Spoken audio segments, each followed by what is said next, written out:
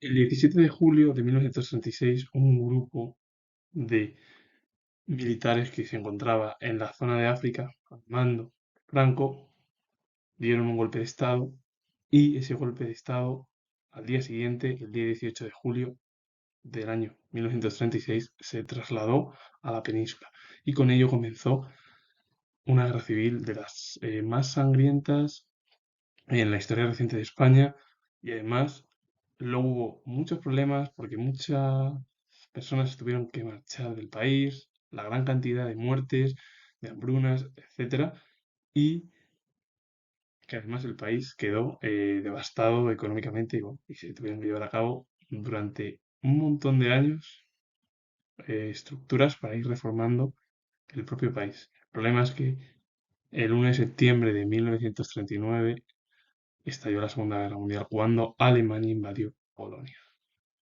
Y a partir de ahí muchos de los ciudadanos de España tuvieron que volverse al país otra vez. A principios de agosto, gracias a la ayuda de aviones italianos y alemanes, las tropas de Marruecos, que eran las preparadas del ejército español, cruzaron el estrecho de Gibraltar y llegaron a Cádiz. De Andalucía Occidental pasaron a Extremadura y Toledo y quedaron a las puertas de Madrid a finales de octubre. La toma de la capital se convirtió en el principal objetivo de los sublevados. La ofensiva sobre Madrid comenzó en el otoño de 1936 y se prolongó durante aquel invierno. El gobierno de la República abandonó la capital y encomendó su defensa a una junta militar. La llegada de las primeras brigadas internacionales hacia el gobierno republicano y de aviones y tanques soviéticos impidió la toma de la capital. Además, las tropas franquistas fueron derrotadas en la batalla del Jarama en febrero de 1937 y en la de Guadalajara en marzo de 1937. Ante el fracaso del ataque a Madrid, los nacionales concentraron sus esfuerzos en otros frentes. Claro, la ayuda de Italia, Alemania, las tropas marroquíes, las más preparadas del ejército español, los sublevados iban pasando por zonas: Gibraltar, Cádiz, Andalucía Occidental, hacia Extremadura y Toledo, y quedaron a las puertas de Madrid a finales de octubre. Claro, el objetivo de los sublevados era tomar la capital. Y claro, los sublevados comenzaron esa ofensiva en el otoño de 1966 y que se prolongó durante aquel invierno. El gobierno de la República abandonó la capital y para ello encomendó su defensa a una junta militar. ¿Qué pasó con los republicanos? Que tuvieron la ayuda de las brigadas internacionales, que eran voluntarios a favor de la República, y luego también tuvieron ayuda soviética, bueno, a través de aviones y tanques, para impedir la toma por parte de los sublevados de Madrid. Las tropas franquistas fueron derrotadas en la batalla del Jarama en febrero de 1967 y en la de Guadalajara en marzo de 1967. Y ante el fracaso de los sublevados para obtener Madrid, cambiaron el rumbo del conflicto.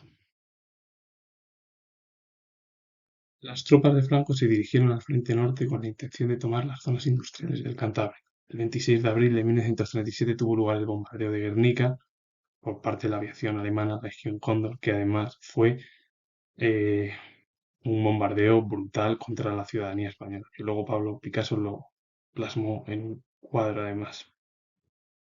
Este hecho propició la caída del País Vasco en manos nacionales y es que en agosto también cayeron en el bando nacional Santander y Asturias. Los republicanos contraatacaron en Brunete, en Madrid y en Belchite, en Zaragoza. Intentaban obligar a las tropas franquistas a retirar efectivos del norte, pero fracasaron. La caída del norte fue un duro revés para los republicanos, ya que los sublevados se hicieron con los recursos industriales y mineros de esta zona.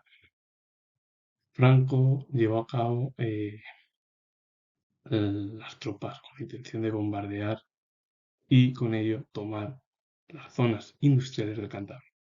Cuando la aviación alemana, que fue la Legión Cóndor, bombardeó Guernica, fue eh, uno de los hechos más trágicos para la ciudadanía española. Con ello propició la caída del País Vasco en el bando nacional, como las ciudades de Santander y Asturias.